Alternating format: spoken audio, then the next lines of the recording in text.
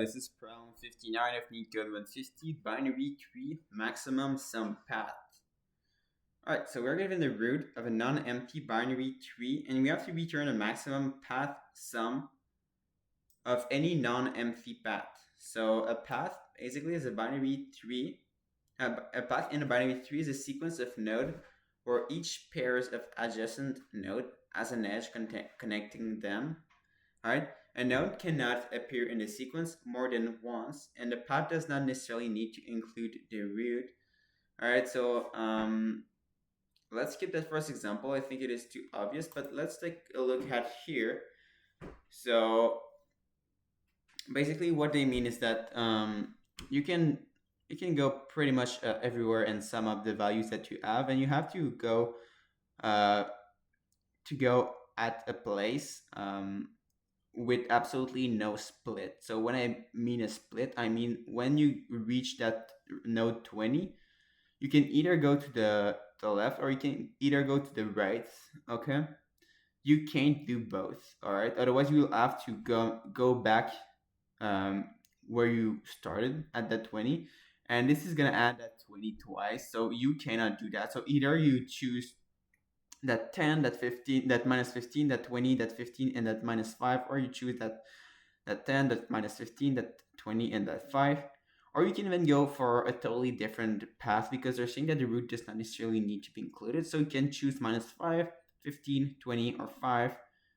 Or you can just choose 15, 20, and 5, which adds up to 40. And this is actually the greatest combination we can come up with. So you will have to return 40. Okay? So here is my example. And basically what we could do is that for each node, we actually go sum the rest of the tree, right? But that will be very costly in terms of time. And also, what if the node that maximized the path is actually well, what if it is not an entire tree? It only has to be sequence, right? It can be, well, in this case, it is just this, or it can be just a node, a single node itself. Like if all the values are negative, but we have one value with a positive value, right? Well, this is going to be the answer. So that is not the best options. What we could do though is to actually go from the bottom and adds up as we move up. So this is actually going to be 8th, right? So at this branch 4, we know that we can add up 8 and 4 together. So we know that here we are at 12. And here we are at 8 back then. All right. At this branch to the right, we can see that the value is only minus 7. All right. So there's no need to add it. So when we have a negative value, one thing that we can actually check is basically the branch to the right or to the left greater than 0. If it is less than 0, you can just set that to 0 because you don't actually need to include it. So how we could proceed in this case is that we will just forget about this minus 7 and count it as a 0.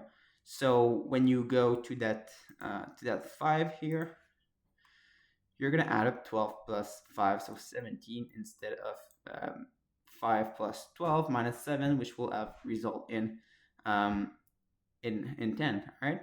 And now we can actually continue from here. We can go to this branch here, and we are going to add our 17 plus our 1. So we're going to be at 18 here. But also on the left side, notice that when you start from this branch, you're going to start at minus 1, right? But minus 1 is actually less than 0. So what we're going to do is that we're just going to forget about this, okay? And we are going to move up here. See that we have a 2. And here we have another 2. And the maximum for whatever is lower than that 2 is actually 2 itself. So we're going to add that maximum 2 plus this value 2. So we have 4.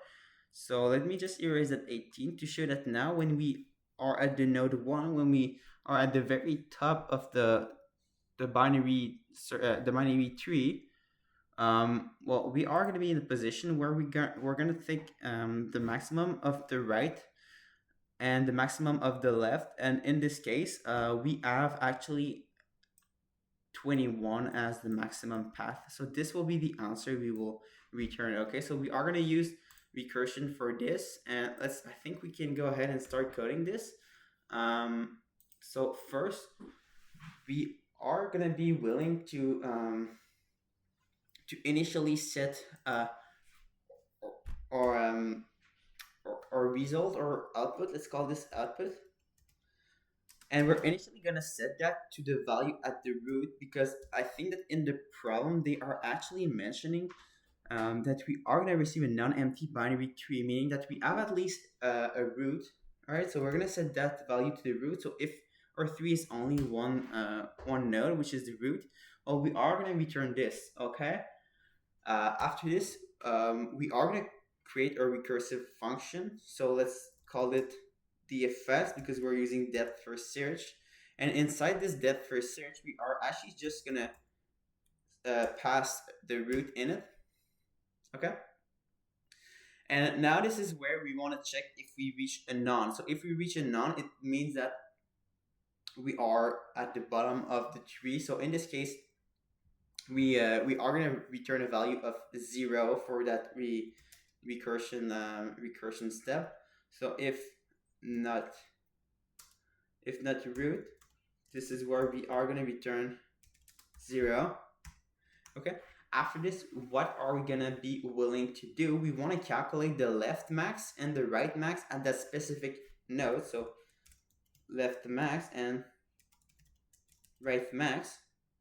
And the left max is going to be basically the result of the recursive call, starting from the left, right? And the right max is going to be the result of that recursive call, so DFS with the right shell, right? Okay.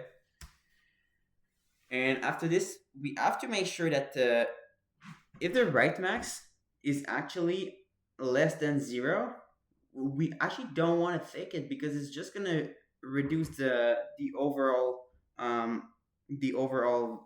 value, right? So we are just going to set left max,